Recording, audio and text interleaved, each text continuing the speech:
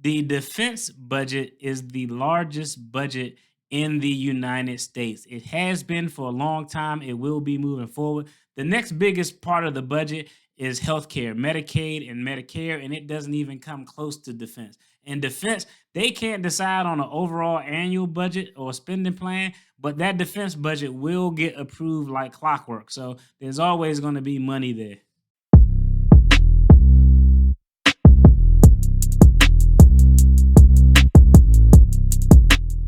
What's going on? I'm Marcus. In today's video, we are going to talk about defense stocks. I don't know. I haven't seen any videos out there talking about defense stocks or evaluating defense stocks, but I figured since we got all this Russia Ukraine conflict going on, global tensions appear to be rising, it's a good question to ask. If you aren't invested in defense stocks, should you be invested in defense stocks? I'm a licensed attorney, but I'm not your attorney. This isn't legal or financial advice. I'm just giving y'all my opinion, giving y'all my thoughts, and letting y'all know what's going on in the household of the debt free dad. Russia, Ukraine, big thing driving international markets crazy. No one knows what's going on. So it's going to be interesting to see how this play out. And immediately my first thought was, what about the defense sector? Now, I will tell you full disclosure, I used to be invested in the defense sector. I'm currently not invested in the defense sector. But in this video, we're just going to talk about some of the options and some of the things that you should consider. I would consider also always do your own due diligence and research because I'm just a talking head on YouTube. But some of the things that I would consider if I was thinking about diving headfirst into the defense market side of the game. When you're talking about the defense stocks, you're talking about companies like Raytheon, Northrop Grumman, companies that is in the business of doing research with regard to weapons defense, creation of weapons, and the sale and distribution of weapons. So the first thing that I think anyone would have to consider is, are you comfortable morally investing in defense stocks? Because at the end of the day, if you invest in defense stocks, you got to think about it. They're responsible for making head roll no matter what side of the equation, what side of whatever conflict you're on. That's just the name of the game. Hey, I'm a combat veteran. I've served in the military. I've been in a war zone. It's just kind of how the name of the games go. At one point in the 80s, we gave weapons to the Taliban to defend against Russia. Then years later, when we're going against the Taliban, you know what happens? They use the weapons that we gave them or sold them to defend against Russia against us. So if you are, that's option number one. If you're thinking about investing in defense stocks, you have to be good with doing that from a moral standpoint. Now, some people out there who their moral compass won't allow them to invest in companies that harm the environment or that create weapons and manufacturers weapons. That's the position some people take. Now, other people take the position of, I'm going to get this money no matter what the sector, because once I get this money, I can do good things with my money regardless of where it came from. So there's no right or wrong answer. It's just a personal preference. So that's point number one. You have to be comfortable with investing in defense stock. Does defense stocks turn off your moral compass, or do you really not care? You're just trying to get that bread. That's point number one. Point number two, we got to think of all of the geopolitical concerns that can actually impact defense stocks to make them either go up or down. I'm gonna just go ahead and run them off the list here. If China annexes Taiwan, Russia invades Ukraine, which has already happened. If Russia invades Kazakhstan, let's see what else we got on here. Middle East conflict. Take your choice. Pick whoever the combatants you want to pick. If U.S. social unrest leads to armed conflict, if a significant cyber war event happens, if Congress ever decided to target defense spending to pay for social programs, which will never happen, but I'm just throwing out things that could impact defense stocks. Inflation, how fast, how high, new variants of COVID could impact defense stocks, and potential terrorist incidents. That was just a short list of things that could impact potential the rise and fall of defense stocks. So the first two things is, are you morally okay with investing in a defense stock? Point number two that you have to take into consideration is, hey, there are a lot of things outside of the control of anything going on in the US that could impact the price of defense. A lot of people seem to think that defense stocks make the vast majority of their money from the sale of weapons to the US government with government contracts and the foreign governments, but that's actually not the case. Even though a large amount of money is made, the vast majority of defense stocks actually make their money from doing research and engineering. Now, I will tell you from just doing basic open source research, Goldman Sachs is already tying defense stocks as, and they got their eye on it as one of the booming stocks for 2022. Go figure. We already know how that kind of plays out, but that's a whole nother story. Now, the interesting thing is the defense market has currently and consistently made gains, but compared to the overall market the past few years, the defense sector has been down. Why the defense sector is down is because the pandemic happened. Once the pandemic happened, countries actually started to focus more on vaccination and internal social issues as opposed to weapons research or weapons development and weapons sales. So weapons sales were down almost 20 to 25% over the past 2 years. And that's because the pandemic really forced every country to turn internally to take care of social issues within their country and to try to come up with ways to stave off the effects of the pandemic. Now, even though sales of weapons and the pandemic has caused the numbers associated with defense stocks to decrease, interestingly enough, they still have made gains, but they haven't made gains that will outperform what the market has done over the past 2.5 years. Over the past 2 years, defense stocks have risen. And when I talk about defense stocks, I'm talking about single stocks and ETF on average about 7% a year, which is way, way, way down compared to the overall return on the market as a whole. Like I said, Goldman Sachs have identified defense stocks as one of the big sectors to look out for in 2022. And the main reason for this is that they've identified a consistent pattern with defense stocks. You have a couple of down years, then they go on an 8 or 9 year run where it outperforms the market. Then you have a couple of down years. And so right now we're coming off of the down years. Well, you know what? Let me go ahead and pull the numbers up where I can give you the numbers, even though I'm telling y'all I can actually give y'all the numbers.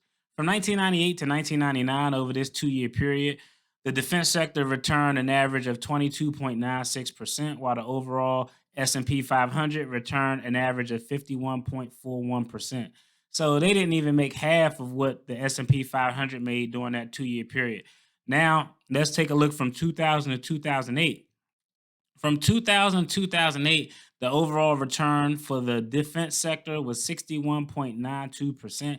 Here it substantially, and I'll put this up on the screen. Let me screenshot it now too. But here it substantially outperformed the S&P 500. You know, you see those parentheticals around there? That parentheticals around there means that, yeah, that was a shaky year. Then we look at 2009 to 2011. You can see that, hey, again, the defense sector had a return of 29.75%, while the overall S&P 500 had a return of 39.22%. And from 2012 to 2019, the defense sector had an overall return of 284%, while the S&P 500 had a return of 156%. So now from 2020 to 2021, defense sector only returned 5.83%, overall S&P 500 47.53%. So according to this, it looks like there's a pattern of a 2 year off period, a 9 to 10 year period of just bull just running, then there's another 2 years off. The other thing I want to point out to y'all is let's just use a little common sense. Let's look at these numbers from a common sense perspective. In 2000 to 2008, you see that the defense sector went on this run and it made over 61.92%. Well, you got to think 9/11 happened in 2001. Conflict occurred. Remember, when you're dealing with the defense sector, things that go on inside and outside of the United States can impact this sector substantially. So because that conflict occurred, which was lasted forever, it forced the price of the defense sector to rise substantially. And so now we got to ask ourselves the other common sense question: what happened in 2012 that caused the defense sector to bring back a return of 284%. So think about it. In 2000 to 2008, we know that the trigger point to cause those returns were 9/11, the war in Afghanistan, the war in Iraq. In 2012, we're like, man, what caused a 200% return? Well, remember in 2013, that was when the US engaged in the Middle East in a war against ISIS or ISIL. I don't know if all y'all remember Barack Obama on TV talking about ISIS and ISIL. That was what fueled that sector's mad run that it went on from 2012 to 2019. So if we look at these numbers and this pattern, and that's one thing I told you, I actually did a video. I'll probably put a link in the description where we talk about reading stock charts. But the other part of being able to read the stock charts is you have to be able to identify patterns and trends in the short period, but more importantly in the long period, because I do long-term investing. So I don't really, the short-term patterns are less important than the long-term pattern. This long-term pattern shows that it's normally a cycle of 2 years down and then a 9 to 10 year rip up. So it's definitely a strong possibility that there is some money to be made in the defense sector. So those are just some of the things that you have to consider. And I'll tell y'all the reason I did this video because I looked into it. I was like, man, do I want to jump into the defense sector, see if there's money to be made there? I think right now, with tensions high as they are, I think there definitely is. I'm just considering if I should do it. I'll definitely keep y'all posted. Y'all already know I'll show y'all what I'm copping as far as the stocks go. The other thing is, in the other sector I looked at, and I'm not going to do a deep dive, but of course, the energy sector. You got to think, hey, you got this Russia and Ukraine tension. Russia is a major player in OPEC. And if things get crazy, they could really put a chokehold on oil distribution, especially in the European side of the game across the pond. So I think the energy sector could be a sector that's going to have some growth in it due to the scarcity of potential oil reserve and the percentage of OPEC that Russia actually has control over. Now, I'll tell you, me, if I do decide to go into the defense stocks, I'm not going to go into Lockheed Martin or Northrop Grumman or Raytheon. I'm actually going to look at it through ETFs. There are ETFs out there that solely deal in the defense stock side of the game. Y'all know I prefer the ETFs over single stocks because it gives you a broad range, a more diverse portfolio, and it guards you and reduces your risk just in case one of those companies go under, which it'll never go under because the defense budget, just from a common sense standpoint, the defense budget is the largest budget in the United States. It has been for a long time. It will be moving forward. The next biggest part of the budget is healthcare, Medicaid and Medicare, and it doesn't even come close to defense. In defense, they can't decide on an overall annual budget or spending plan, but that defense budget will get approved like clockwork. So there's always going to be money there. And last thing, I just wanted to pull it up. The ETF that I'm actually looking at for my research, again, do your own research. I'm letting y'all know just what I'm thinking and what my thought process is. I'm looking at an ETF, stock symbol PPA, Invesco Aerospace and Defense ETF. This ETF essentially invests in those larger defense companies. Inside this ETF, you got Lockheed Martin, Raytheon, Northrop Grumman, Boeing. They also have some competitor ETFs out there, such as ITA. But right now, I think the one that I'm looking at is PPA, the Invesco Aerospace and Defense ETF. I'll let y'all know what I decide as always. But I just wanted to give y'all, a little bit of food for thought on my process of should I dive into the defense sector? I haven't seen anybody really talking about it yet, but it's kind of a interesting topic in an area that I actually have to agree. It looks like it has some room to really take off. Now morally, are you cool with investing in defense companies? That's up to you. I'm gonna keep y'all posted on what I do, what we do over here. As always, I appreciate it. Y'all take care. Be blessed. Peace.